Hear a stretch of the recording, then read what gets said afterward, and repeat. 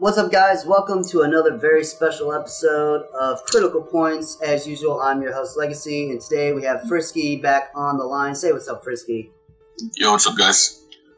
So today we're going to talk about Valiance, Summer Cup predictions, the anti-assault tournament, some of the comp scene stuff. So let's get into it. Let's talk about predictions for the Valiance Summer Cup. Obviously, Gangstars is advancing out of the NA bracket.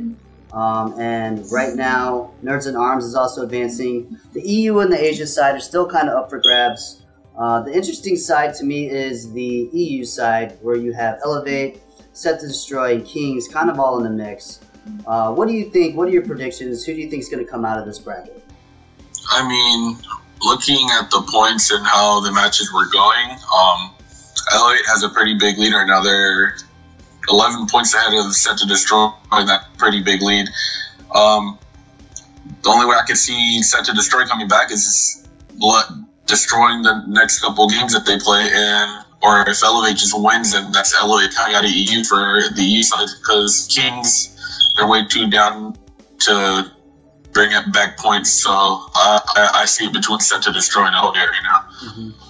I mean, yeah, the surprising loss to me was Kings to Elevate. But Kings could still play spoiler, so could some of the other teams. But I mean, I feel like getting that 3-0 lead is obviously very strong. But obviously things can change. So I mean, unless Elevate starts losing all their matches and Set to Destroy, Kings start winning, that's the only way I see them coming up. But for now, I'm gonna have to go with Elevate. You know, strong players on that team. They're playing well, clearly, if they're beating Kings and Set to Destroy. So we'll just have to see. All right. In the Asia bracket, I'm not going to lie, I'm not 100% familiar with the teams as much. I'm only familiar with No Mercy. I just realized that, and they must have changed their name because there wasn't No Mercy last week, I don't believe. Yeah, it was Theocracy. From what I know, Theocracy and No Mercy, Pun decided to merge them and just make No Mercy again as an Asian team. So the Asian team, which is No Mercy, the players are Leapy, Vanish was in Team Phoenix. Pun's there, Surreal, Voyage. It's a whole bunch of very talented players, and you don't see a lot of that on the Asian side of the competitive scene for Critical Ops. So basically, Theocracy just got better by teaming up with Pun, who's well known in the community. He's great at keeping teams together, so props to them. If that's the case, I mean, Theocracy has almost every time advanced to past the group stages. I'm still going to go with Theocracy taking it out. I'm going with Theocracy. It's the only team I know from there, so might as well. Okay, so now, prospectively, we have Gangstars from NA, Elevate from EU, Theocracy from the Asian side, and Nerds in Arms from the South American side. Do you think this is finally Nerds in Arms or Theocracy's chance to potentially break through and get a championship, or do you think the EU and NA is just still too strong? I mean, Theocracy and Nerds in Arms, a very well-known teams in the community at the moment. I mean, you have Nerds in Arms with a fantastic player like someone joined Kings and decided to leave because he wanted to stay with his team. You know, that chemistry was just there with them. I mean, I feel like if they try and they play together, no hesitations, just push, do everything they have to do, Nerds in Arms could probably upset one of the teams. Same with Theocracy, they're talented players, and I mean, ping on Critical Ops is a big thing. Shooting behind walls could really help, and I mean, if they're playing on NA against GS and it's Theocracy or No Mercy versus GS, it's going to be a close game in my opinion. I agree with you. I think that the comp scene is actually growing, and it's getting tougher, but the more familiar names obviously still advance through the bracket stages. I still think NA and EU are pretty tough competitive-wise. I mean, you look at NA, you have three teams like Gangstars, Detour, Insidious, Imperial. You look at the EU brackets, you have Elevate, Set to Destroy, and Kings. And the EU bracket has the Asian bracket has some familiar names as well. But I just think the South America side is just heavily dominated by Nerds in Arms. So I think, like you had a good point, the chemistry for someone to go back. I think out of all the teams, I think Nerds in Arms has the chance to be the potential Cinderella upset. Because I agree. Being slept on is a big deal. And you have nothing to lose, first off, everything to gain. So all the pressure is on the NA teams and the EU teams at this point. I mean, when people think of critical ops, I mean, this is honest, like, they're not going to think of, like, Nerds in Arms, first off. They will put them in their top 5, but, like, the teams they're gonna think of is gonna be your Gangstars and your Kings and your Team Phoenixes and stuff like that, you know. So I think this is a chance for the Asian and the South America teams to rise and shine and really put themselves on the platform. So, but at the end of the day, so I have, depending on how the brackets go, I think it's going to be EU versus NA in the finals. But if they were smart, they would mix that so it couldn't happen like that. Yeah, I mean, from what I know from seeing the brackets before, they usually always just have EU and NA in finals. But if they mix it up this time, I don't see why it can't be No Mercy and Gangsters playing, or Nerds in Arms and Gangsters playing, something like that. It'd be very interesting matches to watch. Yeah, I believe the format goes to best of 5 and best of 7. So,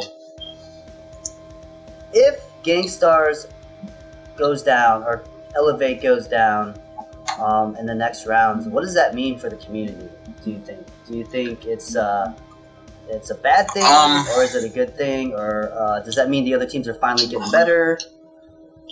It'll be a good thing for the community. Coming from, like, I used to play competitive, it'd be good because it's finally not just one region dominating, you know. You're finally going to see, like, South America or the Asian side just come up and start winning tournaments like NA usually is. I mean, right, it's usually just NA or it's EU teams winning tournaments, and seeing an Asian team or a South American team is going to put pressure on both NA and EU because it's like, okay, they're getting better. What can we fix? What can we do better? No, I agree. I definitely agree. I think Valiance does an insane job during their cast. They do really well in their tournaments. So I'm excited to see the outcome. And obviously, it's upsetting for me personally. D2R is out, but I think that was one hell of a match. Possibly could have been a championship-looking match. Who knows what would have happened if it went to best of 3 or best of 5. Do you think that with the teams remaining, that we could see potential matchups like this where, oh, they're going to the final map, or do you think it's just one team's going to just dominate? I mean, if we're going to talk just like straightforward stat-wise and all that, I feel like it'd probably just be straightforward with one team, like Gangstars just winning all of it. But if I want to see an upset, if I'm going to be honest, I want to see them go to the final map and it be 12-12 and see who takes the final win. Mm-hmm. Oh yeah, that would be exciting. That would be definitely exciting. So, that'd be like some CSGO type of stuff. Mm-hmm. Yeah. Final map, oh god, that'd be interesting. Yeah, that would be really interesting. So let us know your guys' predictions. We put it out there. I'm going to say I think Gangstars is going to win the rest of the tournament from here on out. I'm not going to say the road is easy, but I think, you know, they have that Moxie. They've been there. They have the experience. They always find a way to prevail from everything. Mm-hmm. Yeah, I mean, they definitely got put to the test. Like, people that were watching the stream, like, they were down. They were down a lot against Insidious, and they put it together.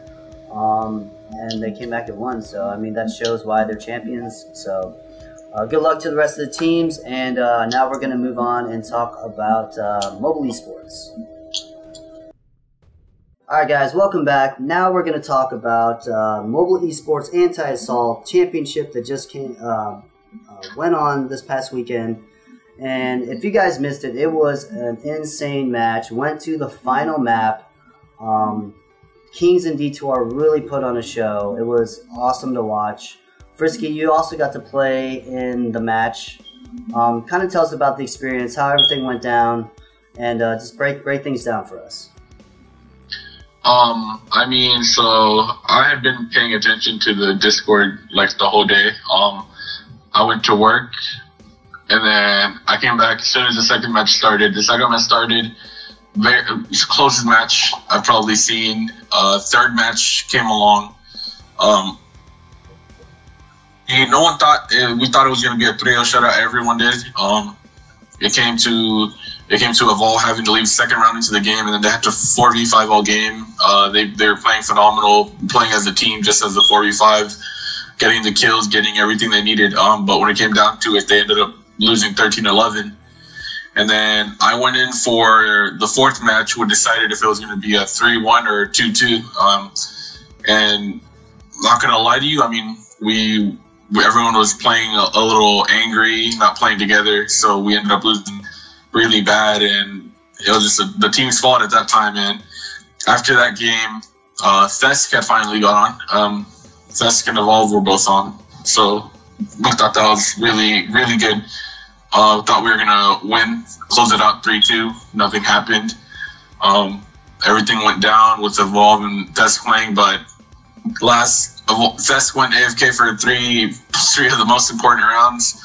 It was 2v1. Bomb planted, Thesk AFK. I think it was Krim on site. Headshot came with the sniper, killed Krim, and then Thesk went AFK right in front of Sandwich. Lost us that round. And then after that, everything started falling because Thesk just went AFK, and then kills just started coming. Kings just started rushing, knowing that there was someone AFK. They're just like, okay, it's a 4v5, we can take advantage of it. Mm-hmm. And that sort of just ended up happening. I mean, it was 5 great games. I'm not going to say they were bad. I'm not going to say we lost for a certain reason, but like everyone played good. They were doing their parts.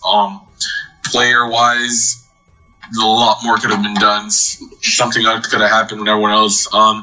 Best of 5, man. I mean, went to the last map. Something no one thought would happen. Everyone thought it was going to be a one-way shutout for both ways. All I could say is, like, good game to Kings, man. Like, you guys played phenomenally well.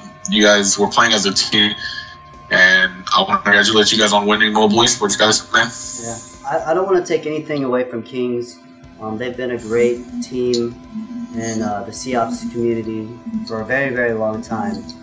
Do you think this actually elevates that conversation of EU versus NA? Like, do you think that helps the EU status as far as people always saying it's NA dominated? Do you think now that the Kings has a big win there under their belt for the EU side of the world, does that help the community awareness that it's maybe not just NA dominated?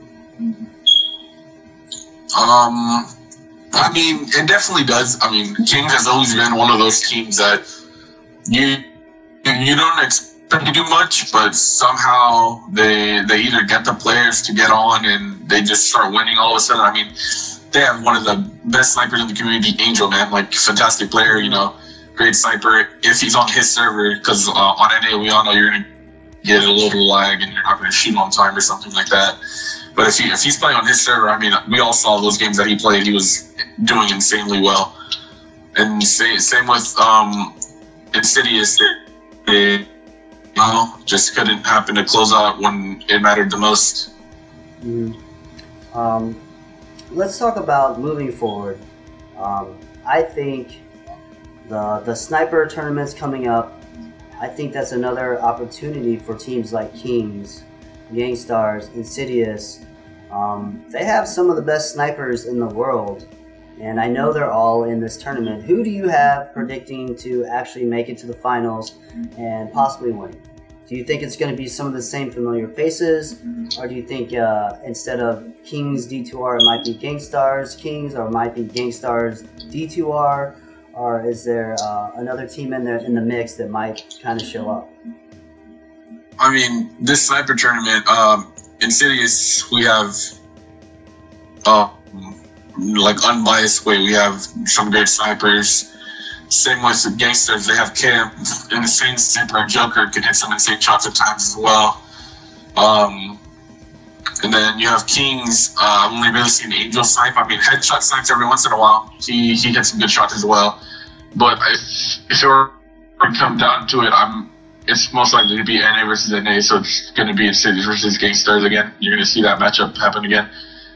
Now, even though these are like specialty cups, do you think that still means a lot as far as victories go? Because, I mean, obviously the AK wasn't used in the anti-assault, and this one's more dominant and heavy for the snipers. But that doesn't take anything away from, like, a win, right? I personally don't think it does. It's a win as a win, but... It doesn't take anything away, in my opinion, because you're going to see sometimes, like, the tournament, it's 3 ops. You can have 3 ops on the team. You're going to see some teams do that. Like, Gangstars sometimes does do that on Canals, especially. They sometimes do that, so it's something that you see, like, a lot. Like, I feel like it'll be normal thing as a scrim. Like, you're going to see people in great playing, great game style, and, like, you're going to see a lot of clutches, in my opinion, from either side of whoever's playing. Because, I mean, a sniper can do so much far range and close range if you know how to use the gun, man. Mm-hmm. Yeah, definitely. Your flicks, your quick scopes, all that stuff comes into play. So yeah, it definitely brings me up to another thing. I've talked about this in the past. Do you think having the necessary tools really benefits and separates those top tier players from the mid tier players? So someone who has to play on an iPhone versus someone who has an iPad, does that really help separate your talent, or do you think more game sense and experience is involved? I don't think so, because there's a lot of phenomenal phone players out there. I mean, I think we both know Medusa, great phone player. Lala, phone player. I'd say his sniper shot's a little better than his AK, and that's pretty hard to do on a phone. Like, you're playing on a smaller surface, and for Lala to hit the shots that he sometimes hits is pretty crazy. So, I mean, the utility-wise, I don't see a problem with it. The iPad just has a little more advantage on the FPS side, I'd say, because you do get a higher, like, chance of having a 60 to 59 FPS, and on a phone, you're for surely going to drop to at least 54 or something like that. And people see that as a difference, but in my opinion, it's equally out. It just depends who has the experience and who plays better at the time. Mm-hmm. Okay. Looking at the competitive scene, tournaments, LANs, all that stuff that could come about. You come from a VG background. You've seen a community grow. Where do you see the COPS community in the next year from now? I mean, I really think COPS can be something. It's growing to be something that I didn't think it was going to be when I first started playing. I thought it was going to be like a game that everyone would play for fun, but playing tournaments and all that made me like think it's like, oh, this game could like really be like the next Counter-Strike for mobile, or just be like the next big mobile game, because the only really big mobile game at the moment you could say is Vainglory. Mm-hmm.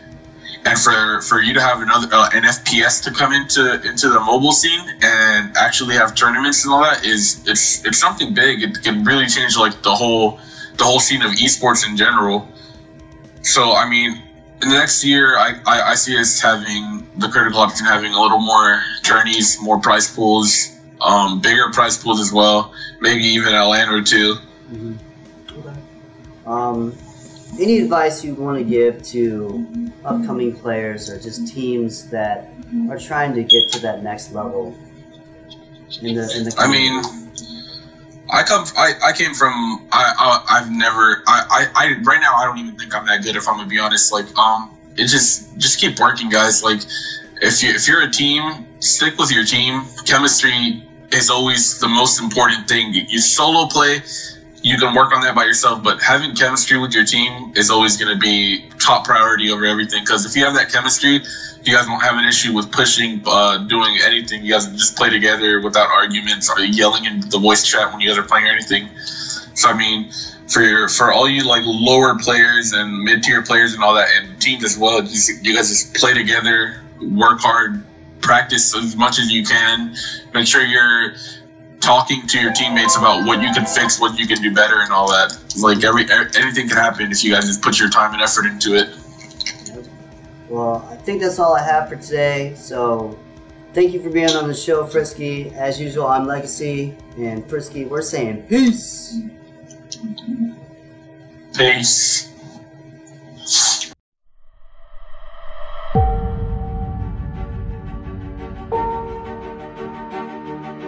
Bye.